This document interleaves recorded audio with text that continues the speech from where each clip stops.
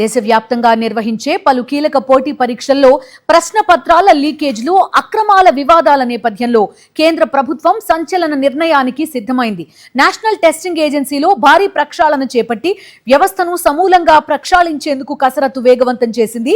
ఈ చర్యల్లో భాగంగా ఎన్టీఏ నుంచి సుమారు 47 మంది అధికారులను తొలగించే అవకాశం ఉన్నట్టుగా తెలుస్తోంది.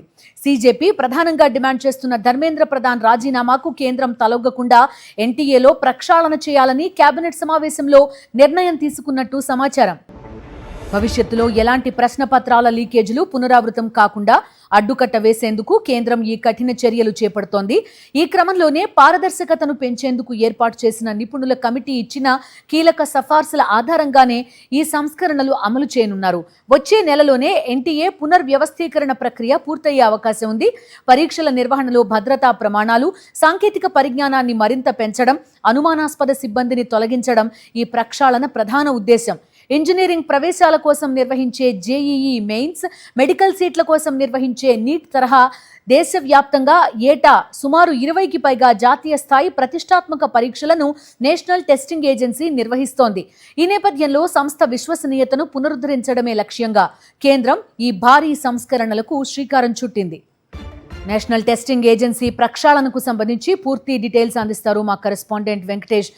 ఇది ఒక మంచి మూవ్ గా చెప్పుకునే అవకాశం ఉంది. బట్ ఎన్టీఏలో అసలు శాశ్వత ప్రాతిపదికన ఎంతమంది ఉద్యోగులు ఉన్నారు అనే డిబేట్ కూడా నడుస్తోంది. చాలా మంది కాంట్రాక్ట్ బేసిస్ లోనే ఫుల్ టైం కాకుండా పనిచేస్తున్న వాళ్ళు, టెంపరరీ ఎంప్లాయీస్ ఎక్కువగా ఉన్నట్టు చెప్తున్నారు. ప్రక్షాళన అంటే ఏ స్థాయిలో ఎక్స్పెక్ట్ చేయొచ్చు వెంకటేష్? నేషనల్ టెస్టింగ్ ఏజెన్సీలో భారీ ప్రక్షాళనకు కేంద్ర ప్రభుత్వం నడుం బిగించింది. దాదాపు 47 మంది అధికారుల పైన వేటు వేస్తున్నట్టుగా సమాచారం ఉంటుంది. అలాగే దాదాపు 120 మందికి పైగా అవుట్ సోర్సింగ్ ఉద్యోగులు ఉన్నారు. సో ఈ అవుట్ సోర్సింగ్ ఉద్యోగులు కాకుండా శాశ్వత ఉద్యోగులను తీసుకోవాలనేటువంటి డిమాండ్స్ ఉన్నాయి. సో ఆ క్రమంలో భాగంగా ఎన్టీఏను ప్రక్షాళన చేసేందుకు కేంద్ర ప్రభుత్వం చర్యలు తీసుకుంటుంది. అందులో ప్రధానంగా 47 మంది అధికారులను తొలగించే దిశగా తొలి అడుగు వేసినట్టుగా మనకు సమాచారం వస్తుంది. అలాగే దాదాపు ప్రతి ఏడాది 20 ఎంట్రన్స్ పరీక్షలు ప్రతి ఏడాది ఎన్టీఏ నిర్వహిస్తుంది national testing agency.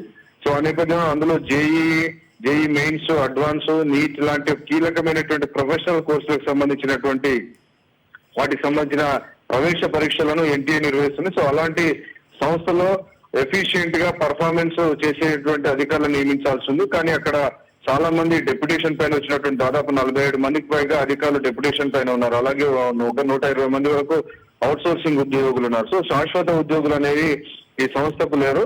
So national testing agency 2017లో ప్రారంభించారు.